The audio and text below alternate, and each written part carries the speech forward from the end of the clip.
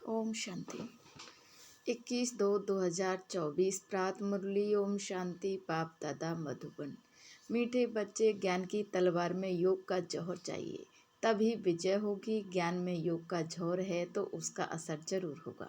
प्रश्न है, तुम खुदा के पैगंबर हो, तुम्हें सारी दुनिया को कौन सा पैगाम देना है? उत्तर है, सारी दुनिया को पैगाम दो कि खुदा ने कहा है, तुम सब अपने को आत्मा समझो, देह अभिमान छोड़ो, एक मुझ बाप को याद करो तो तुम्हारे सिर से पापों का बोझ उतर जाएगा। एक बाप की याद से तुम पावन बन जाएंगे। अंतर्मुखी बच्चे ही ऐसा पैगाम सभी को दे सकते हैं। ओम शांति। बाप ने समझाया है कि कोई भी मनुष्य मात्र, फिर चाहे देवी गुण वाला हो या आसुरी गुण वाला हो, उनको भगवान नहीं कह सकते। यह तो बच्चे जानते हैं। देवी गुण वाले होते हैं सतयुग में, आसुरी गुण वाले होते हैं कलयुग में। इसलिए बाबा ने लिखित भी बनाई है कि देवी गुण वाले हो या आसुरी गुण वाले, सतयुग हो या कलयुगी, यह बातें बड़ी मुश्किल से मनुष्य को समझ में आती है। तुम सीढ़ी पर बहुत अच्छी रीति समझा सकते हो। तुम्हारे ज्ञान के बाण बहुत अच्छे हैं, परंतु उसमें जौहर चाहिए। जैसे तलवार में भी जौहर होता है, कोई बहुत तीखे जौहर वाले होते हैं। जैसे गुरु गोविंद सिंह की तलवार विलायत चली गई, उस तलवार को लेकर परिक्रमा देते हैं, बहुत साफ रखते हैं। कोई 2 पैसे की तलवार भी होती है जिसमें जौहर होता है, वह बहुत तीखी होती है, उनका दाम बहुत होता है। बच्चों में भी ऐसे हैं, कोई में ज्ञान बहुत है, योग का जौहर कम है। जो बांधेले हैं, गरीब हैं, वह शिव बाबा को बहुत याद करते हैं, उनमें ज्ञान कम है। योग का जौहर बहुत है, वह तमो प्रधान से सतो प्रधान बन रहे हैं। जैसे एक अर्जुन भील का भी मिसाल दिखाते हैं। अर्जुन से भी भील तीखा हो गया बाण मारने में। अर्जुन अर्थात जो घर में रहते हैं, रोज सुनते हैं, उनसे बाहर रहने वाले तीखे हो जाते हैं। जिनमें ज्ञान का जौहर है, उनके आगे वे भरी ढोते हैं। कहेंगे भाभी, कोई फैल होते हैं व देवाला मारते हैं तो नसीब पर हाथ रखते हैं। ज्ञान के साथ योग का जौहर भी जरूर चाहिए। जौहर नहीं तो गोया कुक्कड़ ज्ञानी है। बच्चे भी फील करते हैं, कोई का पति में, कोई का किसी में प्यार होता है। ज्ञान में बहुत तीखे होते हैं, लेकिन अंदर खिटखिट रहती है। यहाँ तो बिल्कुल साधारण रहना है, सब कुछ देखते हुए जैसे देखते ही नहीं। एक बाप से ही प्रीत है, तब तो गया जाता है कम कार्डे ऑफिस आदि में। काम करते भी बुद्धि में याद रहे कि मैं आत्मा हूँ। बाबा ने फरमान किया है कि मुझे याद करते रहो। भक्ति मार्ग में भी काम काज करते कोई ना कोई इष्ट देवता को याद करते रहते हैं। वह तो है पत्थर का बुत, उनमें आत्मा तो है नहीं। लक्ष्मी नारायण भी पूजे जाते हैं, वह भी पत्थर की मूर्ति है ना। बोलो, इनकी आत्मा कहाँ है? अब तुम समझते हो, जरूर कोई नाम रूप में है। अब तुम फिर योग बल से पावन देवता बन रहे हो। एम ऑब्जेक्ट भी है। दूसरी बात, बाप समझाते हैं, ज्ञान सागर और ज्ञान गंगाएं इस पुरुषोत्तम संगम युग पर ही होते हैं। बस एक ही समय पर होते हैं। ज्ञान सागर आते हैं कल्प के इस पुरुषोत्तम संगम युग पर। ज्ञान सागर है निराकार परमपिता परमात्मा शिव। उनको शरीर जरूर चाहिए जो बात भी कर सकें, बाकी पाने की तो बात ही नहीं। यह तुमको ज्ञान मिलता ही है संगम युग पर। बाकी सबके पास है भक्ति। भक्ति मार्ग वाले गंगा के पानी को भी पूजते रहते हैं। पतित पावन तो एक ही बाप है, वह आते ही एक बार है। जब पुरानी दुनिया बदलनी है, अब यह किसी को समझाने में बुद्धि भी चाहिए। एकांत में विचार सागर मंथन करना पड़े। क्या लिखें जो मनुष्य समझ जाएं कि ज्ञान सागर परमपिता परमात्मा एक शिव ही है। वह जब आते हैं, उनके बच्चे जो ब्रह्मा कुमार कुमारियां बनते हैं, वह ज्ञान धारण कर ज्ञान गंगाएं बनते हैं। अनेक ज्ञान गंगाएं हैं जो ज्ञान सुनाते रहते हैं, वो ही सदगति कर सकते हैं। पानी में स्नान करने से पावन नहीं बन सकते। ज्ञान होता ही है संगम पर। यह समझाने की युक्ति चाहिए, बड़ा अंतर्मुखी चाहिए। शरीर का भान छोड़ अपने को आत्मा समझना है। इस समय कहेंगे हम पुरुषार्थी हैं। याद करते करते जब पाप खत्म होंगे, तब लड़ाई शुरू होगी। जब तक सबको पैगाम मिल जाए। पैगाम अथवा मैसेज तो शिव बाबा ही देते हैं, खुदा को पैगंबर कहते हैं ना। तुम सबको यह पैगाम पहुंचाते हो कि अपने को आत्मा समझ परम पिता परमात्मा के साथ योग लगाओ। तो बाप प्रतिज्ञा करते हैं कि तुम्हारे जन्म जन्मांतर के पाप कट जाएंगे। यह तो बाप ब्रह्मा मुख से बैठ समझाते हैं, पानी की गंगा क्या समझाएगी। बेहद का बाप बेहद के बच्चों को समझाते हैं। तुम सतयुग में कितने सुखी संपत्तिवान थे, अभी दुखी कंगाल बन पड़े हो। यह बेहद की बात। बाकी यह चित्र आदि सब भक्ति मार्ग के हैं। यह भक्ति मार्ग की सामग्री भी बननी है। शास्त्र पढ़ना, पूजा करना यह भक्ति है ना।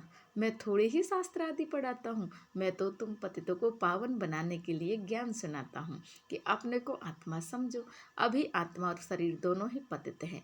अब बाप को याद करो तो तुम यह देवता बन जाएंगे। देह के सर्व पुराने संबंधियों से ममत मिट जाए। गाते भी हैं, आप आएंगे तो हम और कोई की नहीं सुनेंगे। एक आपसे ही सब संबंध जोड़ेंगे और सब देहधारियों को भूल जाएंगे। अब बाप तुमको अपना वायदा याद कराते हैं। बाप कहते हैं, मेरे साथ योग लगाने से ही तुम्हारे विकर्म विनाश होंगे, तुम नई दुनिया के मालिक बन जाएंगे। यह है ओम ऑब्जेक्ट। राजाओं के साथ प्रजा भी जरूर बननी है, राजाओं को दास दासी भी चाहिए। बाप सब बातें समझाते रहते हैं। अच्छी तरह योग में नहीं रहेंगे, देवी गुण धारण नहीं करेंगे तो ऊंच पद कैसे पाएंगे। घर में कोई ना कोई बात पर झगड़ा कलह होती है ना। बाप लिख देते हैं, तुम्हारे घर में कलह है इसलिए ज्ञान ठहरता नहीं। बाबा पूछते हैं, स्त्री पुरुष दोनों ठीक चलते हैं, चलन बड़ी अच्छी चाहिए, क्रोध का अंश भी न रहे। अब तो दुनिया में कितना हंगामा और अशांति है। तुम्हारे में बहुत ज्ञान योग में तीखे हो जाएंगे तो और भी बहुत याद करने लग पड़ेंगे। तुम्हारी प्रैक्टिस भी अच्छी हो जाएगी और बुद्धि भी विशाल हो जाएगी। बाबा को छोटे चित्र इतने पसंद नहीं आते हैं, सब बड़े बड़े चित्र हो, बाहर मुख्य स्थानों पर रखो। जैसे नाटक के बड़े बड़े चित्र रखते हैं ना, अच्छे अच्छे चित्र बनाओ जो बिल्कुल खराब न हो। सीढ़ी भी बहुत बड़ी बड़ी बनाकर ऐसी जगह रखो जो सबकी नज़र पड़े। सीट पर ही रंग आदि ऐसा मजबूत हो जो पानी व धूप में खराब ना हो। मुख्य स्थानों पर रख दो। या कहाँ एग्जीबिशन होती है तो मुख्य बड़े 2-3 चित्र ही काफ़ी हैं। यह गोला भी वास्तव में दीवार जितना बनना चाहिए। बल 8-10 आदमी उठाकर रखे, कोई भी दूर से देखे तो एकदम क्लियर मालूम पड़ जाए।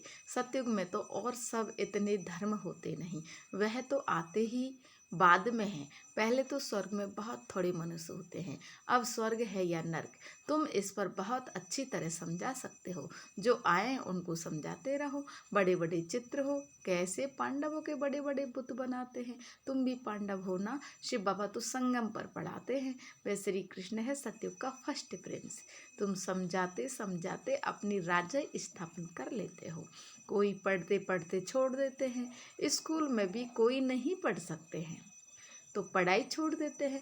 यहाँ भी बहुत है जिन्होंने पढ़ाई को छोड़ दिया है, फिर वह स्वर्ग में नहीं आएंगे क्या।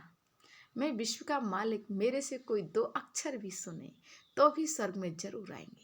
आगे चलकर ढेर सुनेंगे। यह सारी राजधानी स्थापन होती है। कल्प पहले मिसल। बच्चे समझते हैं हमने अनेक बार राज्य लिया है, फिर गवाया है। हीरे जैसे थे फिर कौड़ी जैसा बने हैं। भारत हीरे मिसल था, अब फिर क्या हुआ है। भारत तो वो ही होगा ना। इस संगम को पुरुषोत्तम युग कहा जाता है। उत्तम ते उत्तम पुरुष भी है, बाकी सब है कनिष्ठ। जो पूज्य थे वही फिर पुजारी बने हैं। 84 जन्म लेते हैं, वह शरीर भी खत्म हो गए, आत्मा भी तमो प्रधान हो गई। जब सतो प्रधान है तब तो पूजते ही नहीं, चेतन में है। अब तुम शिव बाबा को चेतन में याद करते हो, फिर पुजारी बनेंगे तो पत्थर को पूजेंगे। अब बाबा चेतन है ना, फिर उनकी ही पत्थर की मूर्ति बनाकर पूजते रहते हैं। रावण राज्य में भक्ति शुरू होती है।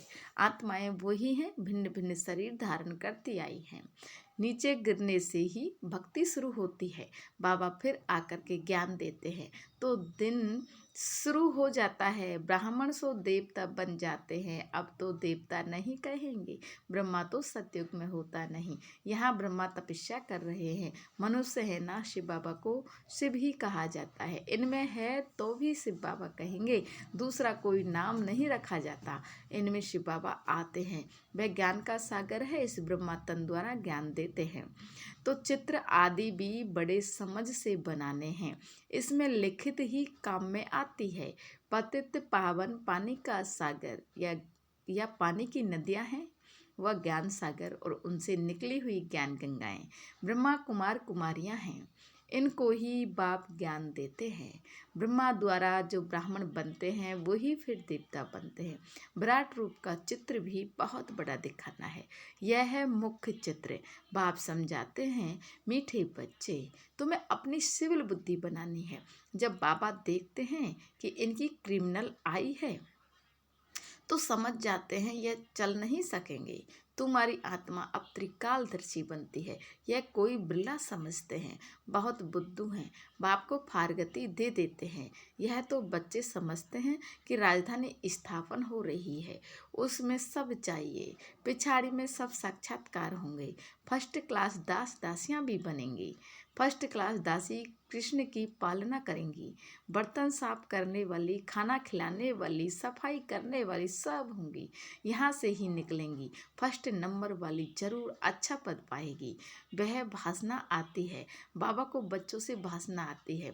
यह बहुत अच्छी मुरली चलाते हैं, परंतु योग कम है। कोई स्त्री पुरुष से भी तीखी हो जाती है। एक ज्ञान में है, कहते हैं बाबा दूसरा पहिया ठीक नहीं है, एक दो को सावधान करना है। प्रवृत्ति मार्ग है ना, जोड़ी एक जैसी चाहिए।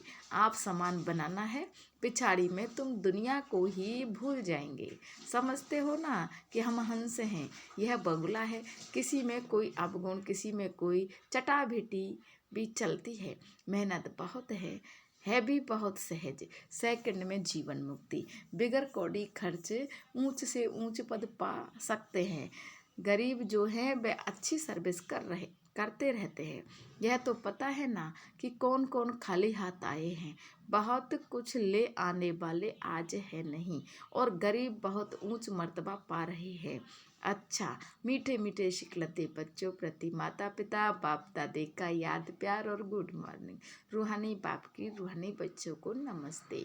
हम रूहानी बच्चों की रूहानी माता पिता बाप दादा को याद प्यार और गुड मॉर्निंग।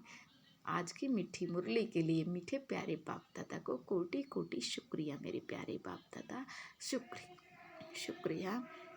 धारणा के लिए मुख्य सार है, ज्ञान तलवार में याद का जौहर भरने के लिए कर्म करते अंतर्मुखी बन अभ्यास करना है कि मैं आत्मा हूँ। मुझ आत्मा को बाप का फरमान है कि निरंतर मुझे याद करो।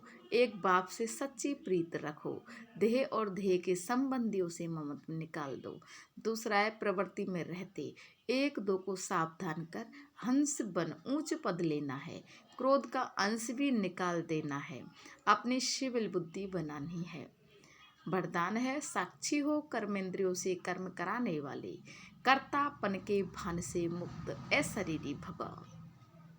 जब चाहो शरीर में आओ, जब चाहो अशरीरी बन जाओ।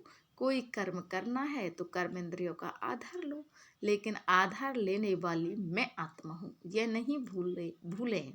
करने वाली नहीं हूँ, कराने वाली हूँ। जैसे दूसरों से काम कराते हो तो उस समय अपने को अलग समझते हो, वैसे साक्षी हो कर्मेंद्रियों से कर्म कराओ तो कर्तापन के भान से मुक्त अशरीरी बन जाएंगे।